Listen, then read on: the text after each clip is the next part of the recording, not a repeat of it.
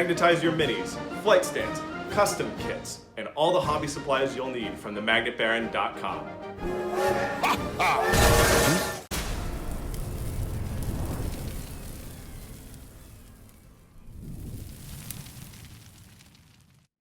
Hello and welcome to the YouTube channel for Craftworld, Eldar.com. I'm Brent, and in this video, I'll be running you through the minor Eldari Craftworlds with a special consideration for you new Space Elf players who might be deciding which Craftworld you want to collect and paint and play on the table.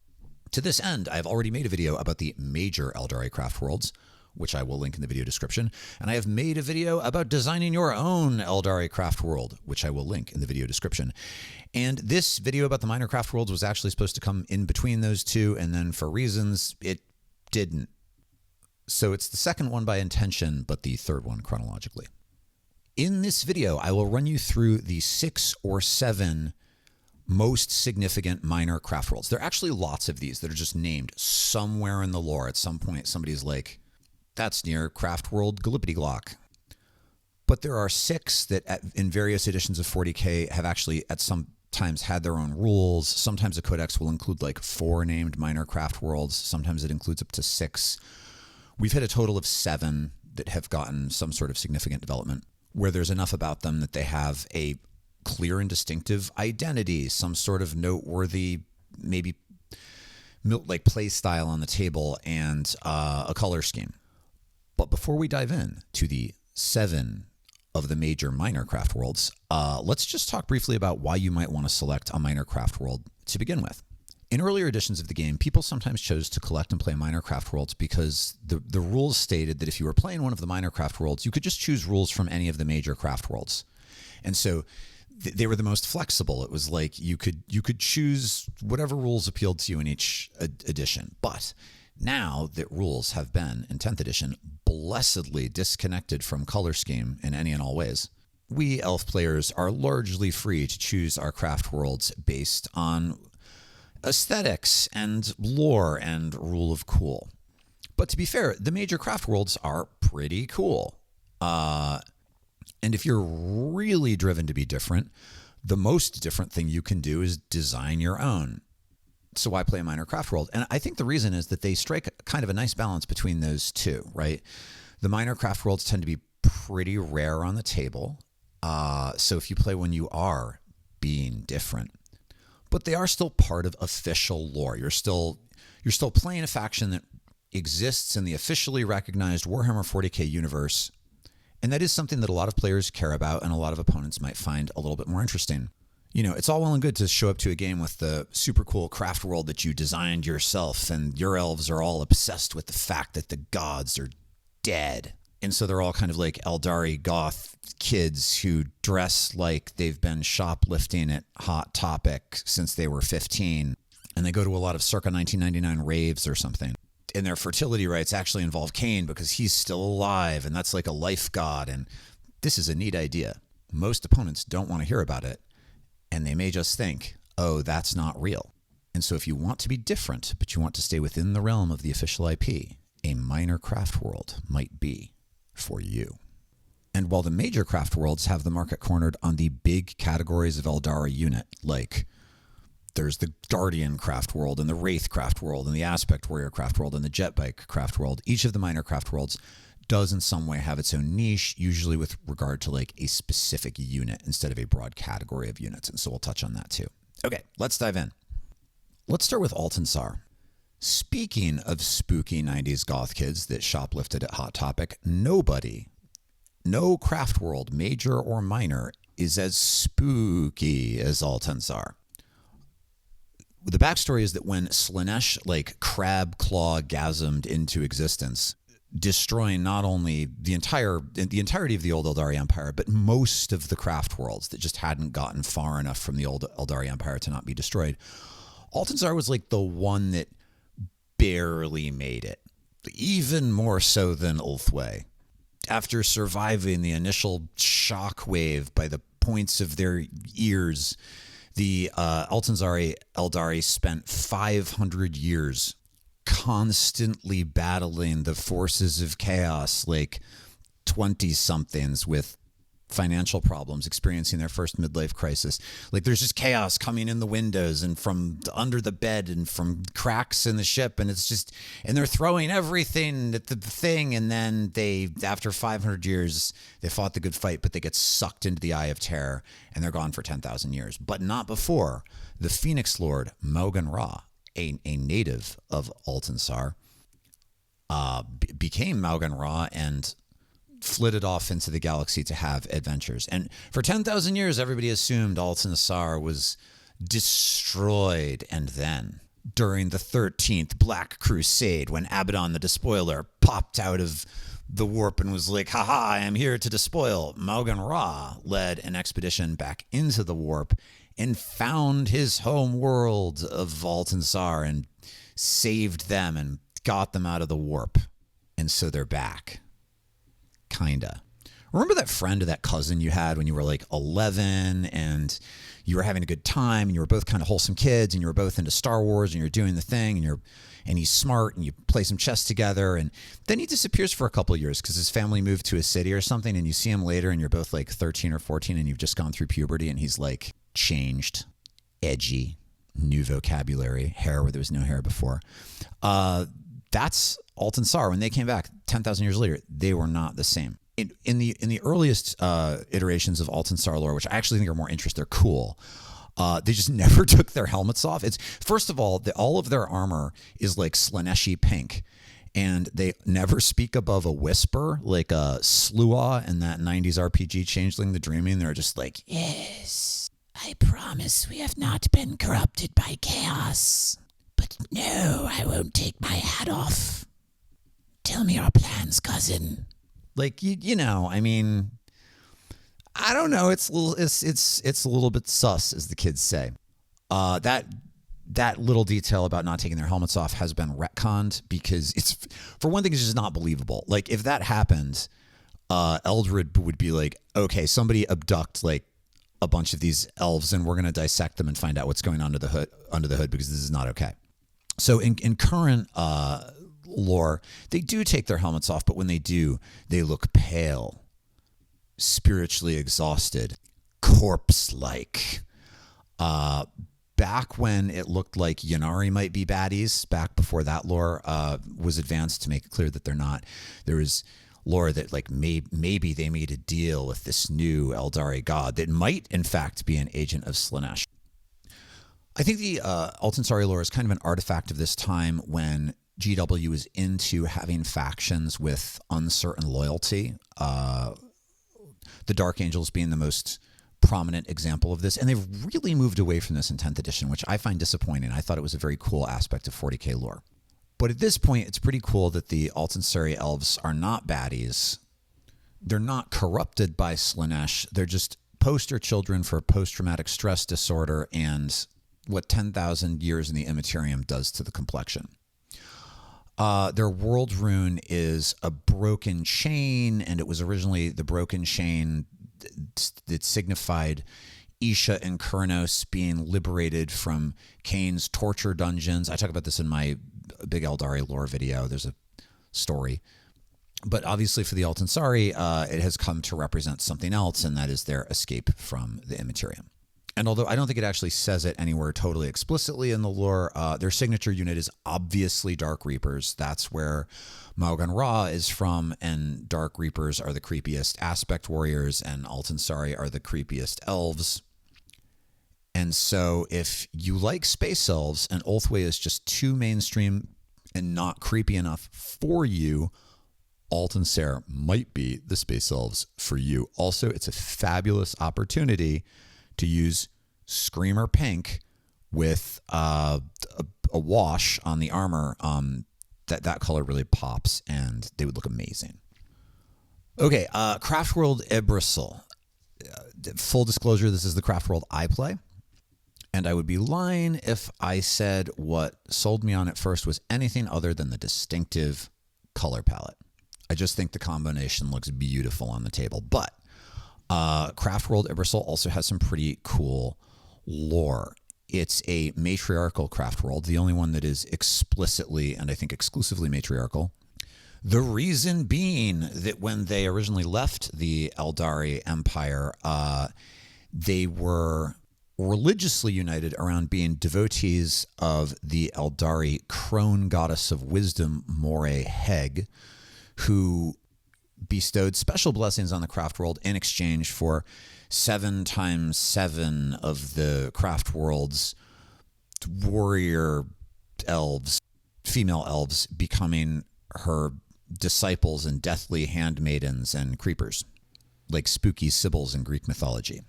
And perhaps because of that original pact or deal or whatever happened between the Eldari of Craftworld Iybraesil and Moreh-Heg, the female birth rate is higher on this craft world significantly than the male birth rate, and so there are more female autarchs. They're just more elf ladies, and for that reason, they also have a lot more Howling Banshees. The Howling Banshee Shrine is by far the most common, and in the same way that for the Altansari, their signature unit is Dark Reapers. Like if you're playing Iybraesil, you should probably have a vanguard of screamy banshee murder elves leading you into battle. But their whole identity beyond that thing, the matriarchal thing, is that they are obsessed with the quest for wisdom, right? Moreh-Heg is the goddess of wisdom. She's dead now. She's a dead goddess, but they still hunger for the spiritual and spooky wisdom of the ancient Eldari Empire. So the Craftworld Iybraesil spends a lot of its time near the Eye of Terror, launching, or maybe just through webway gates, launching expeditions into the Eye of Terror onto what are called Craftworlds. These are the demon-haunted planets that used to be the planets that were central to the old Eldari Empire, and now are sexy Slaaneshi summer camp for Emperor's children playing the kinds of teenage party games with demonettes that are really just an excuse to make out. And all of these expeditions are geared towards rediscovering old technologies, finding lost artifacts. They're always looking for the Tears of Isha, those soul stones that the Eldari need so desperately, but other mystical artifacts too. The world rune of Craftworld Iybraesil is the hand of Moreh-Heg, which she had Cain cut off so that she could drink her own blood to gain wisdom. And so their whole thing is there's no wisdom without sacrifice. But I think the distinctive color scheme, the fact that Howling Banshees are objectively awesome, that is enough. And for those of you who are wondering, the paints that I use to get this effect, it's Sotek green with a nightshade wash, and then you can edge it with any of the light blues. I like Bharth, but any of them will do. And this is a color scheme that was not developed by this guy. It was Striking Scorpion 82 on YouTube who did it first. Oh, I also, because I play Iybraesil, I had to make a Craftworld board, right? Because they send expeditions to Craftworlds. And so I'll throw my Craftworld board up on the screen too, because, kind of proud of it. All right, moving right along. Lugganath. If you are intrigued by the idea of including a lot of Corsairs in your collection, possibly also Harlequins, if you loved the Pirates of the Caribbean films and think Mos Eisley is super cool, Craftworld Lugganath might be for you.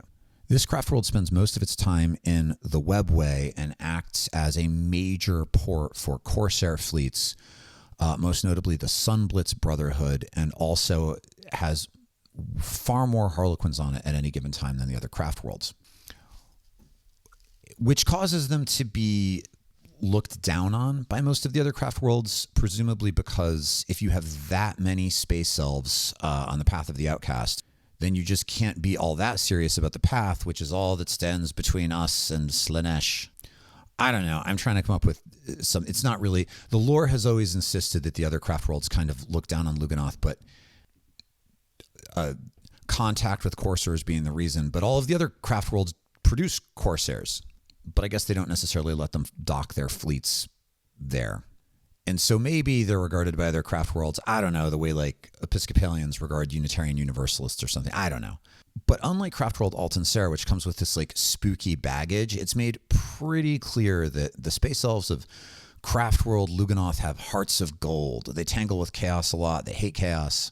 And furthermore, they don't like the Drakari, which might be slightly ironic because in some respects they're the craft world that it has the most in common with the Drukhari, right? The Drukhari produce a lot of pirates and corsairs and spend a lot of time in the webway and hold these like real space raids, and Lugganath kind of does all of those things.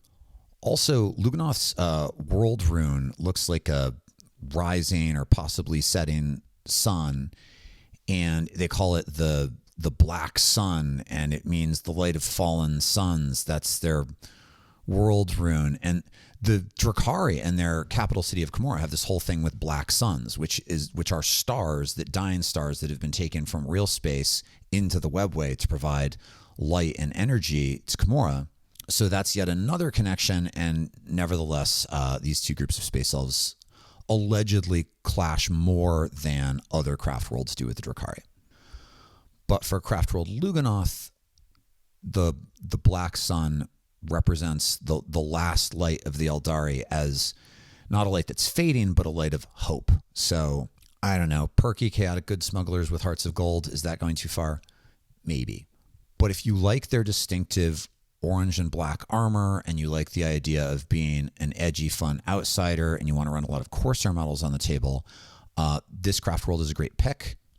And also, for all that this is a minor craft world, it actually has more presence in Black Library novels than even one or two of the major craft worlds. The Fabius Bile books, all about Fabius Bile, who's this Emperor's Children gene splicing Dr. Frankenstein meets Dr. Moreau, spooky guy who considers himself the last of the Emperor's children. He's actually uncorrupted by chaos. He attacks Craftworld Lugganath. There's all of this lore in the Fabius Bile trilogy about Craftworld Lugganath, and for that reason, it might be the best developed of the small craft worlds. There are any like prominent characters from the craft world, but you get to see them fight a lot and do a lot of stuff.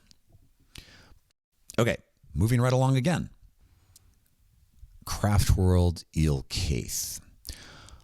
These guys are probably one of the rarest and least represented minor craft worlds, maybe the rarest in my experience.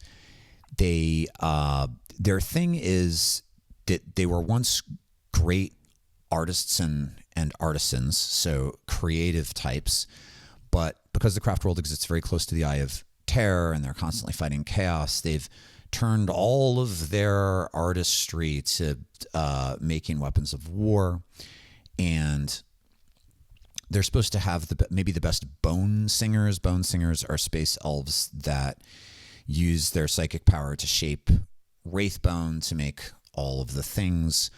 And they used to be a playable model on the table, but they've gone to Legends and they don't exist anymore. So you're not going to be running their signature unit. And then the other noteworthy thing about Il-Kaithe is that they will ally more readily than other craft worlds with the Drukhari and with human beings against common enemies. And I think in earlier editions, when you could ally Eldari to human beings, or possibly the Empire of Man, or run Drukhari and regular craft worlders on the table without them being Ynnari, and without being at a disadvantage for doing so. Like this was like the bone slinger / like ally craft world. And the bummer is that at least in 10th edition rules, those things are kind of irrelevant. On the other hand, there's sort of edgy practical approach and the notion that these are a bunch of artists and poets and creative types who decided to get down to business and get practical when it turned out that they weren't going to be able to survive if they just spent all their time making sculpture gardens. That's a neat idea. And I feel like that vibe might appeal to certain personality types. They all kind of look like Donatello. They have this distinctive green and purple armor that I think looks best when you choose deep dark shades and then ink them. A rich dark royal purple and a green that's just light enough for contrast but doesn't look too cartoony can be very striking. And they have a cool world rune. It's the Helm of Eldanesh. He's the greatest Eldari hero who was eventually killed by Cain, and the helm gave him foresight, and so he knew that he would be killed by Cain, but he did the thing anyway because it was the right thing to do. And now their world rune invokes the notion that knowledge has a terrible cost, and they know things, so they fight chaos, and they seek out any allies to do the things, and they were artists once, but they've compromised their romantic views out of necessity, and that's Craftworld Il-Kaithe. And it is totally possible that later editions might bring back non-Ynnari Drukhari allies that are functional, and also, I don't know, Bone Singers. Who knows? They could come back. And if you do have any of the old metal Bone Singer models, you could always run them as other types of Psyker and kind of work. Okay, Craftworld Yme-Loc. Craftworld Yme-Loc are probably one of the most straightforward of the minor Craftworlds, simply because they have corollaries in other factions. They're like the Iron Hands of Eldari. Their whole thing is vehicles and making stuff. What Yme-Loc lore exists states that in addition to having a lot of fire prisms and night spinners and other tanks on the battlefield, they mostly use mechanized infantry, that is infantry and transports. So in theory, if you wanted to run a detachment that was all about vehicles, or simply wanted to run a lot of vehicles on the table, this could potentially be your angle.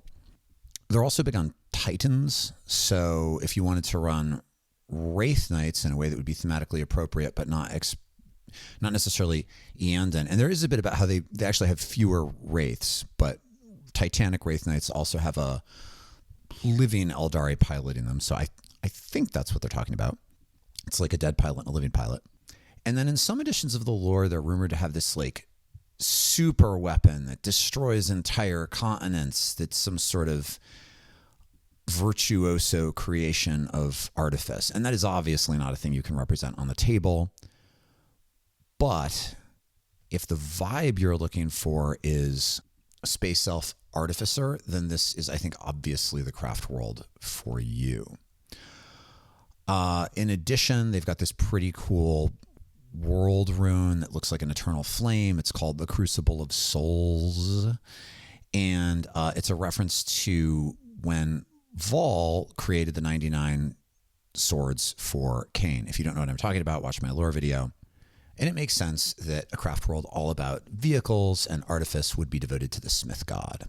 Oh, and they've got a cool color scheme. It's like gray and orange, or I think the way it's phrased in some of the like descriptions in the codexes is gray and red. And it's actually possible to make this look really bad. And it's also possible to make it look pretty cool. So if you were going to do it, I would either find a tested color scheme with tested shades online somewhere that you know works, or test a bunch out. Get some different grays, get some different oranges, pick a red you really like, test paint some Guardians. And to keep the gray from being kind of overwhelming, a lot of people when they do Yme-Loc will paint not only the helmet, the second color. So there's like a primary culture, a secondary culture, and a secondary color and a tertiary color. The tertiary is generally whatever the faceplate is. A lot of people will paint just the breastplates as the secondary color in addition to the pauldrons on the shoulders to give them a little bit more pizzazz. And then people usually lean into the secondary color for vehicles. Okay, Craftworld Mymeara. Craftworld Mymeara has so much lore that it could almost be a major Craftworld from a lore perspective, and this is simply because in a much earlier edition they had their own book. Like there was a supplement just for this far-flung Craftworld, and I think it was used to introduce a new Forge World Phoenix Lord and new Forge World Aspect Warriors. And they've got a cool vibe and a cool angle, but admittedly some of their lore definitely creates some coherence issues, especially in its earlier forms. So unlike the other Craftworlds, the Mymearans did not start out living in the Eldari Empire. Well, they did at some point. They must have lived in the Eldari Empire. But when the Doom came, all of the conventional Craftworlds were space elves who had banded together and fled the old Eldari Empire because they foresaw the Doom coming, and they were leaving the homeland. Mymeara was this colony world, wildly out of the main area of influence of space elves, kind of like on the edge of Eldari Dominion. And because of this, they stayed uncorrupted longer than everybody else. And then when the pleasure cults did start up and things started to get out of hand, it was much later than in the irregular Eldari Empire, but nevertheless, lots of space elves saw that what was going on was not okay, and half of them fled on this world ship, and half of them stayed behind to fall to chaos. Now, in the lore, when the doom came, the Mymearans were under the impression that they were the last Eldari in the universe. This caused them to become incredibly nostalgic and spend an enormous amount of time reflecting on the glories of the past and being sad and trying to preserve memories. But they're doing this while, because they're on the edge of what was Eldari space, they're fighting off hordes of orcs who are everywhere, and the Empire of Man is on the rise. So they're dealing with them too. And because they're so outnumbered on all sides, they turn to stealth, and they develop this holographic technology, and they create a new kind of aspect warrior, shadow specters. They're like these floaty, spooky, shooty aspect warriors that you used to be able to play on the table until very recently. They're Forge World models. And this aspect shrine was created with the help of Iybraesil, the Shadow Spectre Phoenix Lord, who later went missing on this ice world. And then when the Mymearans were trying to recover his armor, this is how they, or right before they did or something, this is how they made contact with the surviving Eldari civilizations and realized that actually there's still lots of craft worlds, but they spent like 10,000 years or so thinking they were the only ones. Now, what doesn't quite make sense about this is that the path, which is what all craft worlders have in common, was created by Azurman, the first of the Phoenix Lords, and taught to the various craft worlds immediately in the years after the fall.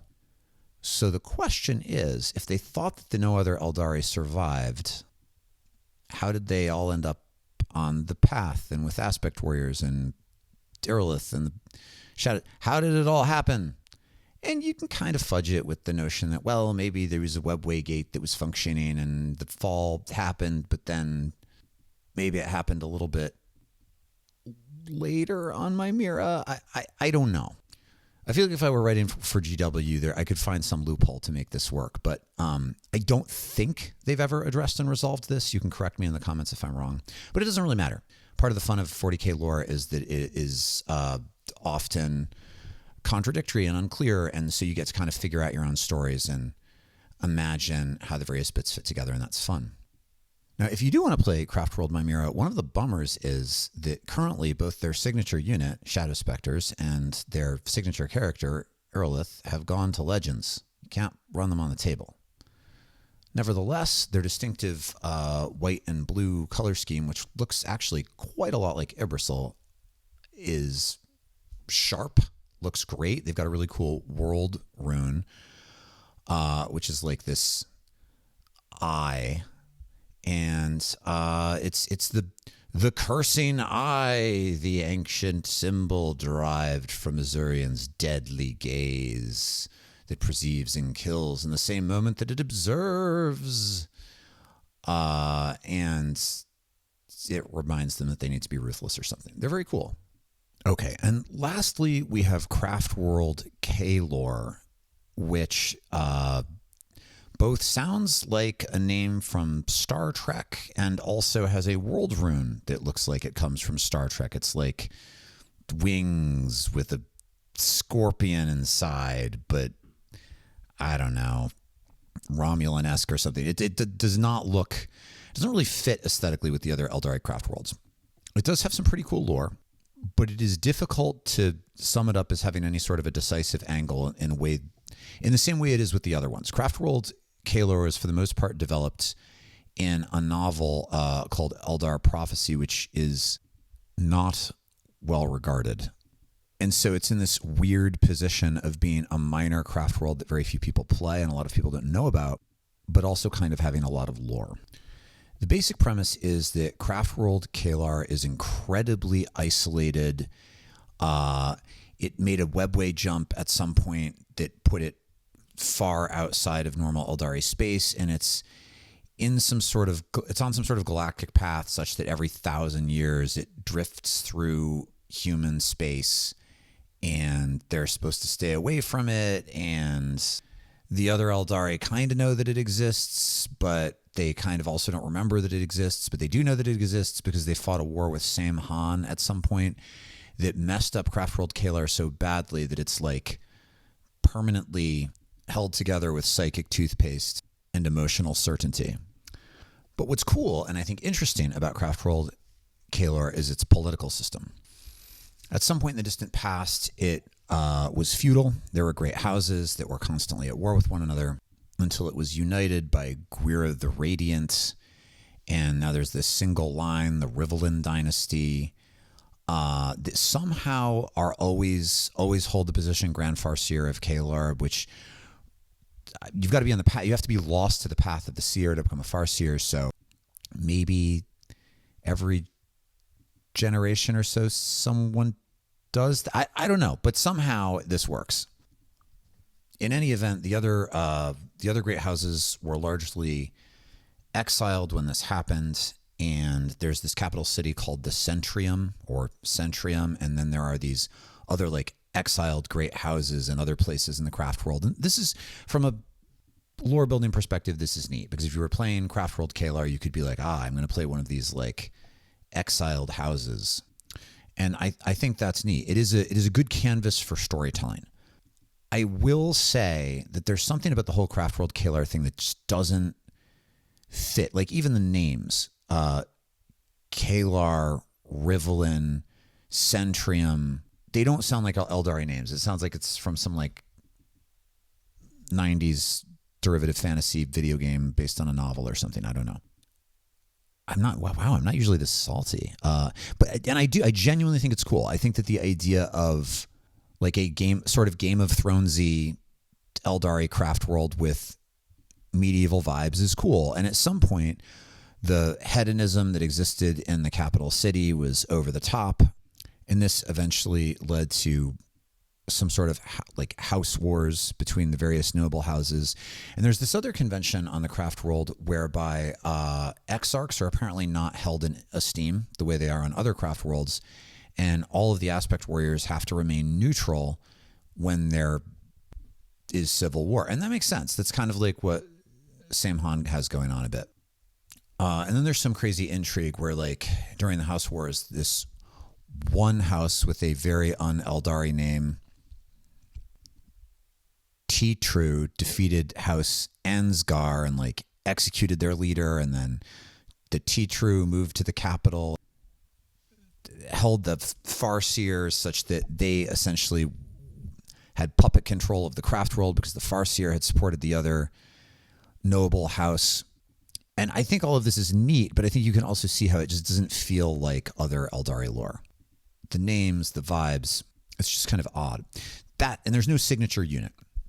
That said, they have a red and yellow color scheme, which is very striking. And if you wanted to play something that was just really different, House Kaelor would be a great pick. And also, again, I do think the existence of these like exiled minor houses is just a great canvas for telling a story that is basically like a custom craft world or borders on being one, but is in lore, totally in lore, and that's cool.